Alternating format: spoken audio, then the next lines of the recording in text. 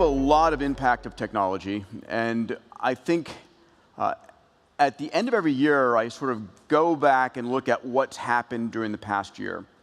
And I remember I did this in December of 2016, and I could palpably feel the speed at which things were speeding up.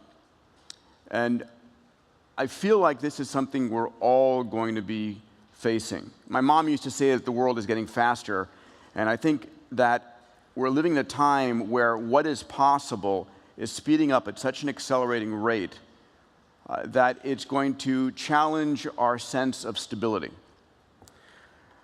One of the things that's changing as well is the cost of things.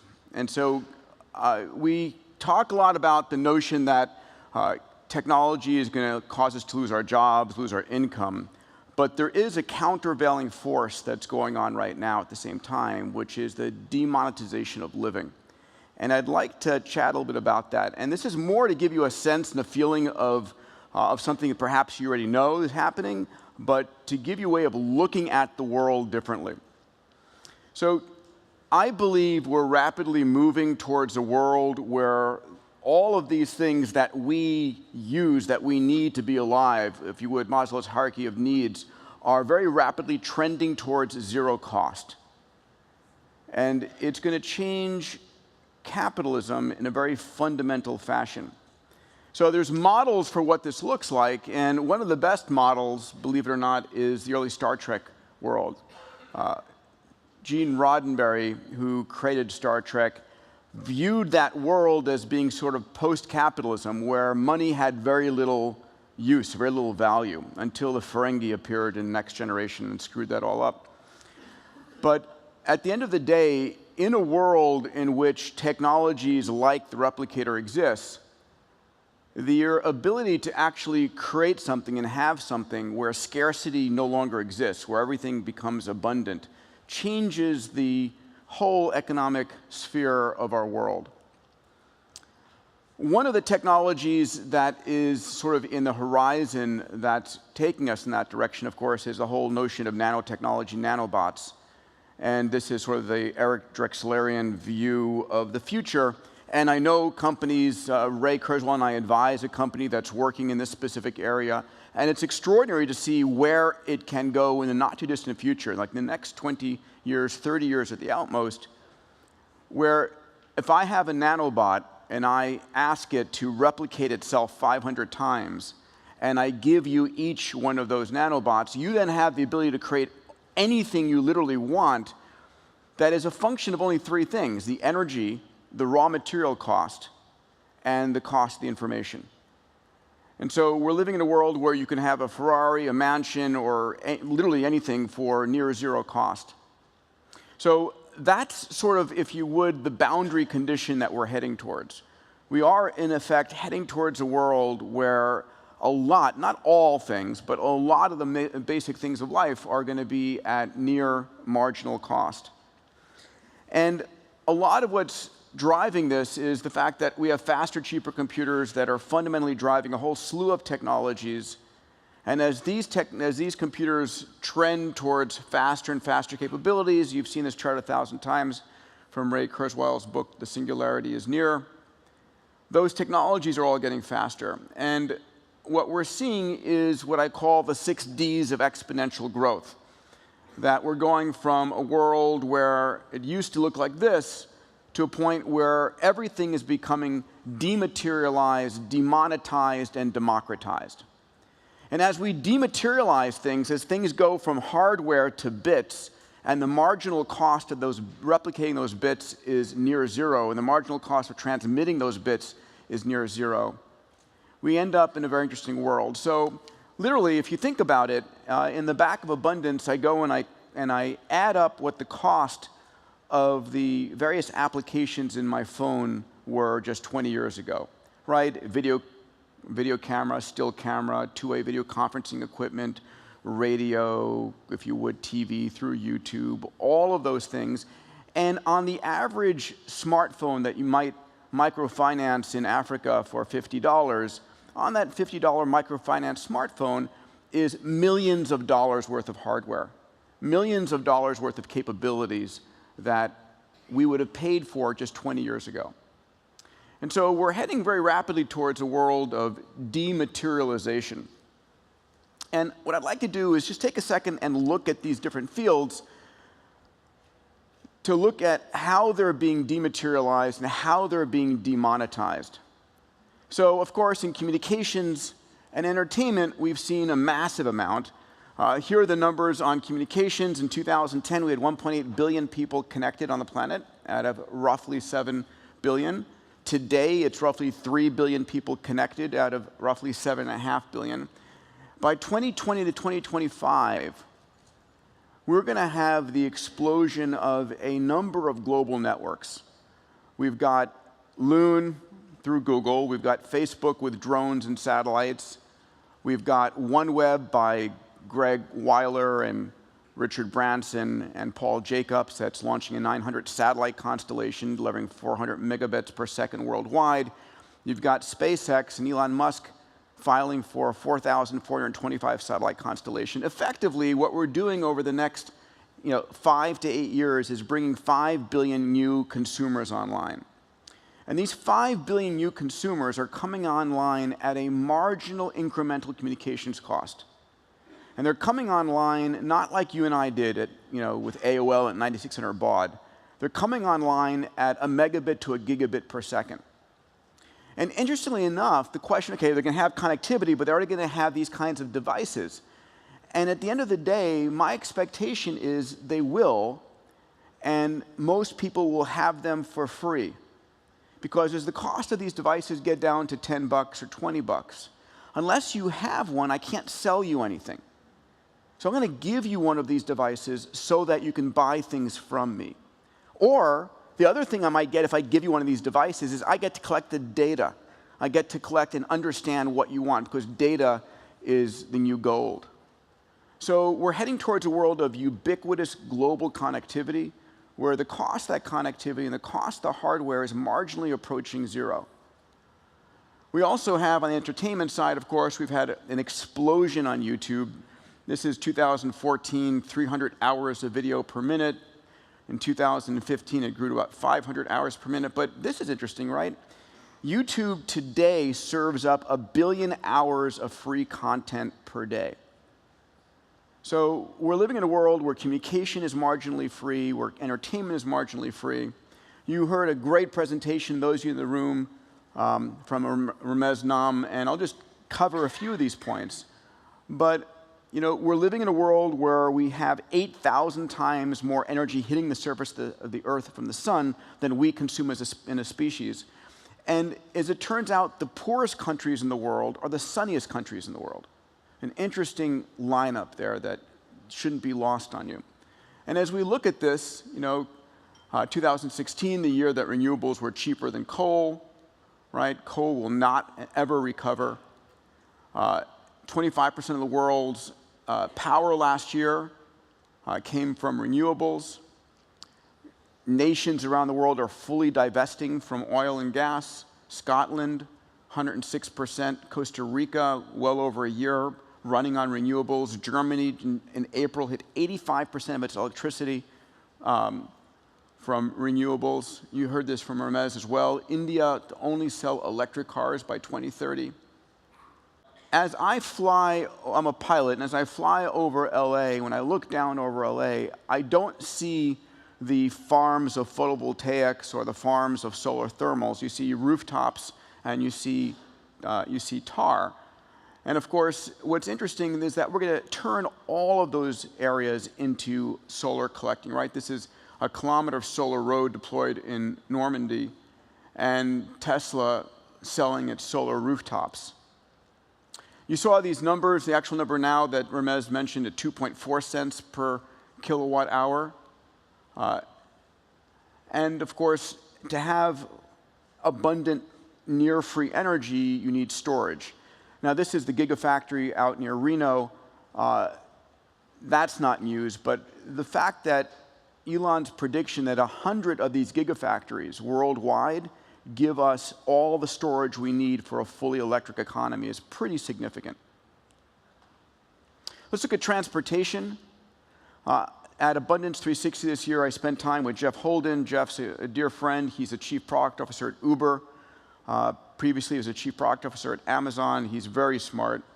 And his prediction is that we'll have fully autonomous Ubers on the road within 2 years.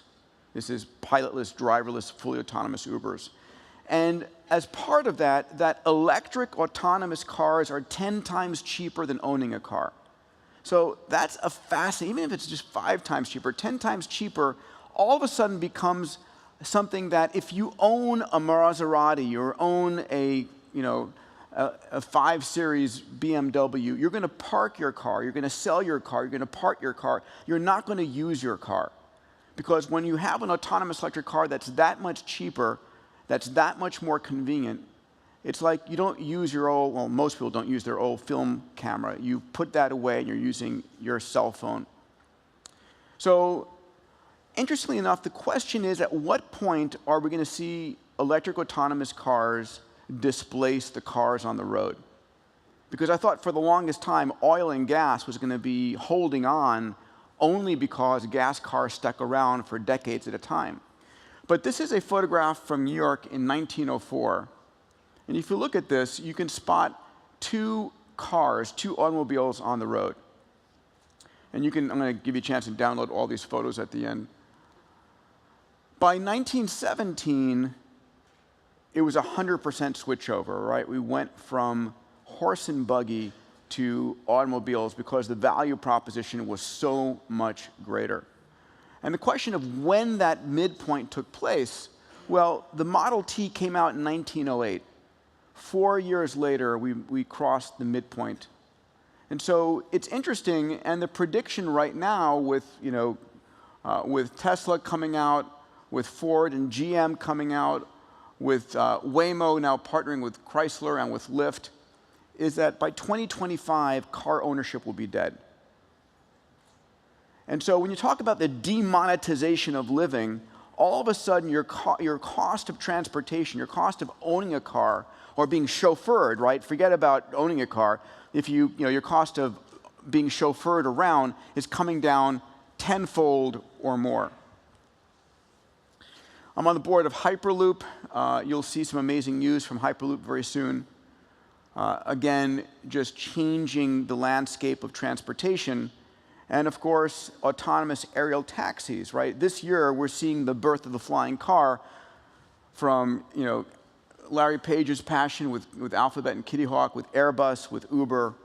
So the interesting thing, though, about autonomous cars and aerial taxis isn't the fact that they're demonetizing transportation, which they are. They're also going to demonetize housing. So I live in Santa Monica, and my cost of real estate is extraordinary. And if I lived an hour away, my cost of a house, the same square footage, would be 10 times less. So imagine now that you can live any place, right? Because we've seen this incredible push of people moving into downtown cities, right? They move into the city because entertainment is there, because the work is there. But imagine if you could live an hour away from the city, but sleep on your commute in. Or if you're flying with an aerial transport, you're flying in just 15 minutes. So all of a sudden, we're demonetizing housing because we're living where it's cheaper, but still have access to downtown cities. We're also going to start demonetizing housing because it's going to be cheaper to produce it.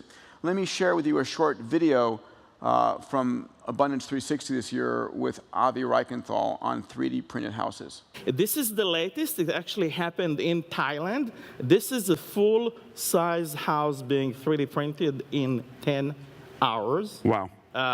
And the speed and performance and intricate design that can be achieved now just boggles the mind. And this is at least, Peter, a 10x improvement over what we saw just a year ago.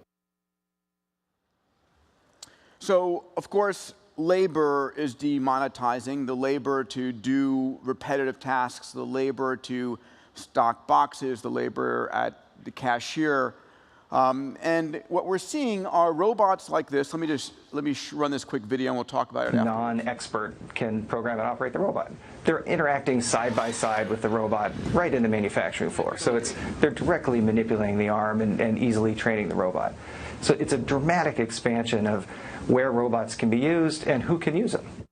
This is Baxter and Sawyer, and these robots come in at $4 an hour of cost, right? So the largest purchaser of these robots now is China, because China wants to maintain itself as a manufacturing base. But as labor rates go up, the only way to do that is to replace labor by having robots. Education.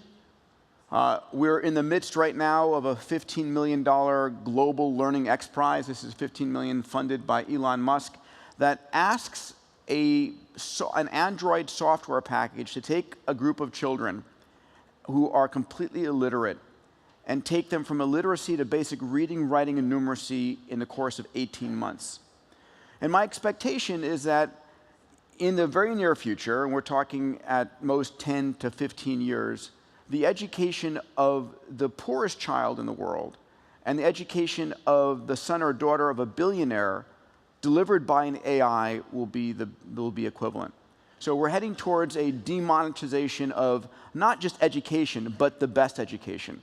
Delivering the education in the child's language, appropriate for their culture, appropriate for their background, appropriate for what they want to become when they grow up.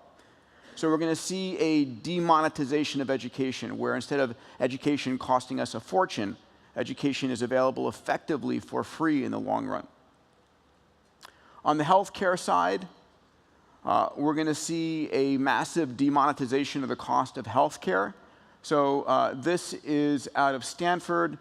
This is Sebastian Thrun's lab, in which what they've built is basically machine learning, deep learning protocols that can diagnose dermatological conditions better than a dermatologist, right? So I want you to imagine this is I have a venture fund, Bold Capital Partners, that's partnered with Singularity University. This is one of the investments we're looking at right this minute.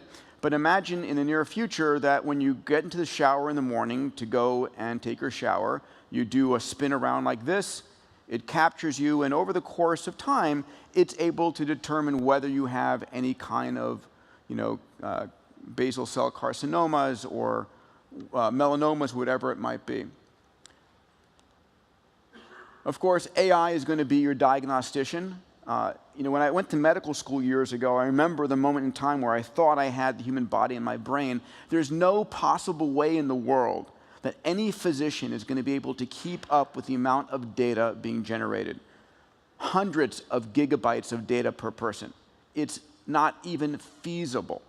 And so we're going to see, this is, of course, Watson, and this is just about 6 months ago when Watson was able to diagnose a patient who had a rare form of leukemia that no physician could diagnose.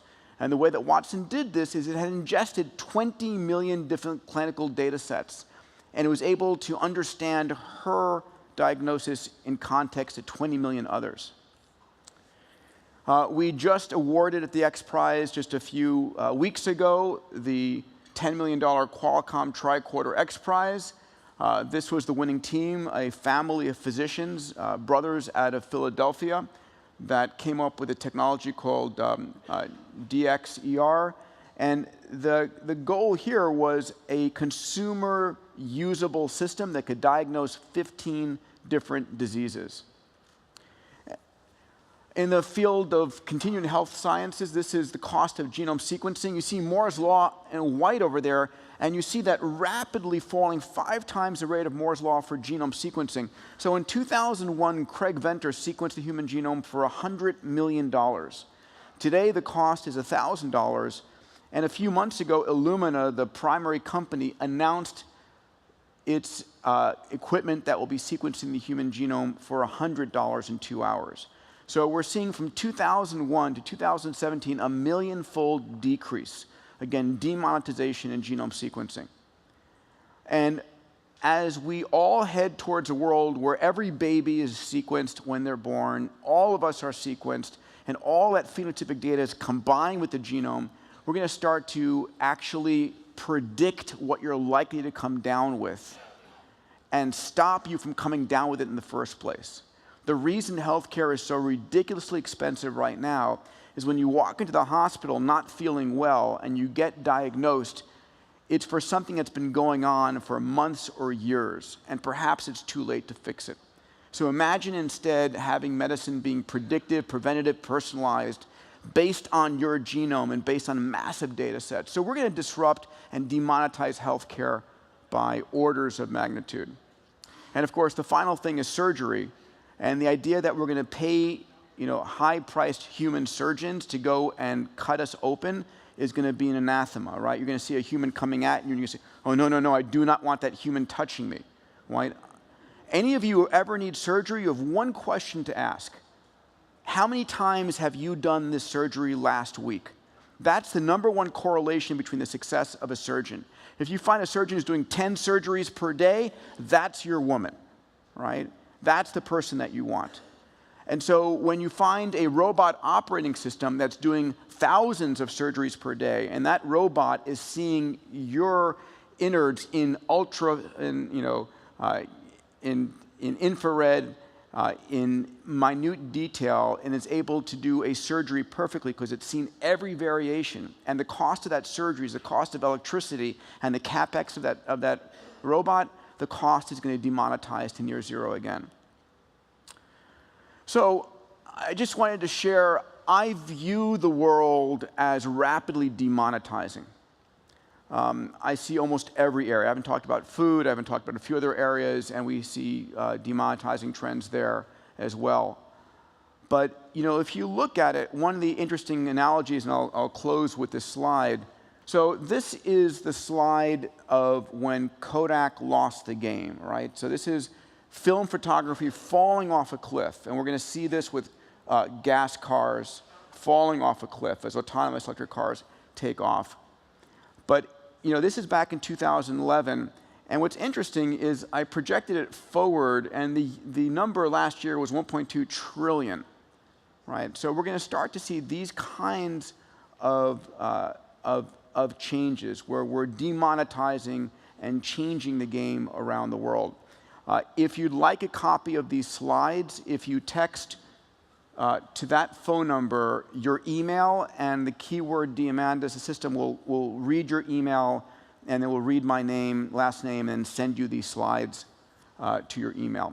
So I'd love to take a couple of questions for the last 6 minutes we have.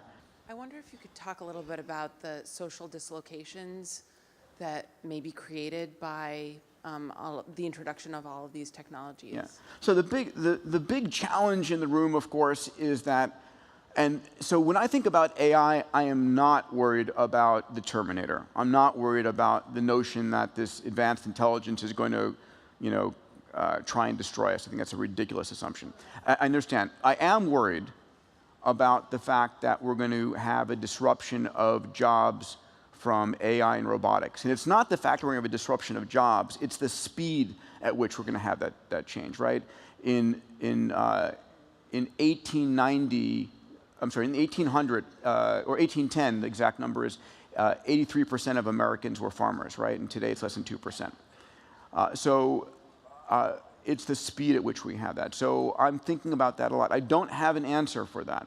I'm concerned that people are going to lose their jobs, and while we're going to have, I think universal basic income is going to come in very strong. I think we're going to demonetize the cost of living, so that the cost of living, not living forever, not going to Mars, not doing the extraordinary things, living, being healthy, having a great education, having access to amazing entertainment, all the things that would be what a billionaire can do today, 30 years from now will be basic living.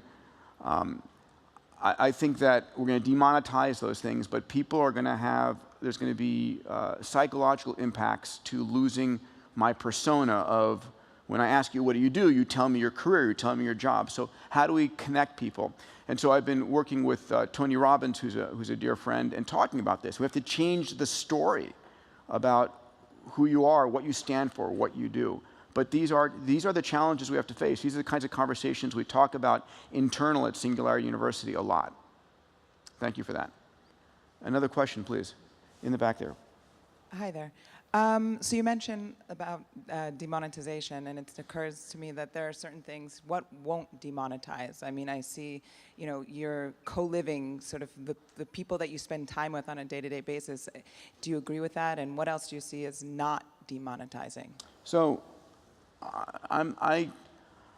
that's a great question, right? And it might be a fun conversation over cocktails tonight, right? We're seeing a lot of material things demonetized. So there's a company, for example, in Silicon Valley that I've advised called D-Foundry that basically has a machine that in one end comes methane, water, and electricity. At the other end comes perfect diamonds, right? So we're demonetizing diamonds, right? You're talking about the eventual potential for $5 a carat. We're going to demonetize platinum, right? One of my companies, Planetary Resources, if we're able to go and lasso those asteroids and bring down the price of platinum like we brought down the price of, aluminum used to be worth more than gold and silver until we came up with the ability of electrolysis. So it's an interesting question. I don't know what we're going to either demonetize or change. So for example, the cost of a car is still the cost of a car. But when I can timeshare it, it becomes demonetized. Airbnb is demonetizing real estate to some degree, or my use of the real estate. So there's different stages and different levels of demonetization. But that's a great question, and one I don't have easy answers for. Please, and then, yeah. Hi. Hi, Peter. Thank you so much for your talk. Part of my question is, you're talking about demonetization and automation, and maybe what humans might do with all their time. But I'd love to hear from you. What do you believe to be the critical skill of the future? What is going to be a critical skill that we would need to bring into our future workforce? So, great question. And I'm asked this as a father. I have two 6-year-old boys, and everybody says, like, what do you want to teach them? What do you want to do? And so we're entering into a world where we are all going to have AI software shells. I call it a software shell. It's an AI that is with you all the time, that surrounds you, that sees what you see, that hears what you hear, that reads what you read, that is monitoring your body, that you give permission to all of these things. It's Jarvis for Iron Man. And we're going to have a version of Jarvis within 10 years. And so ultimately, it's not about memorizing facts anymore. It's not about memorizing things. And what I think one of the most important things that we're going to have is the ability to ask great questions. So what I focus with my children a lot, and I focus with entrepreneurs a lot, is asking great questions, right? It's a critically important skill. The other is going to be curiosity and creativity. I think a lot of what we're going to be doing is creating interesting virtual worlds that we're all going to be exploring in the future. But it's going to become, one of the other things I think about is as AI becomes a dominant force, what is truly human is going to start to become teased out, right, when you look at the difference. And will there be a difference?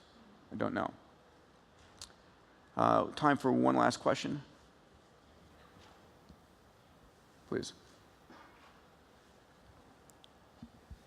So do you see a problem in most algos being created by males? I'm sorry, say that again? Do you see a problem in most algos being created by males? Most what being created? Algorithm, Algorithms. AI? I don't know.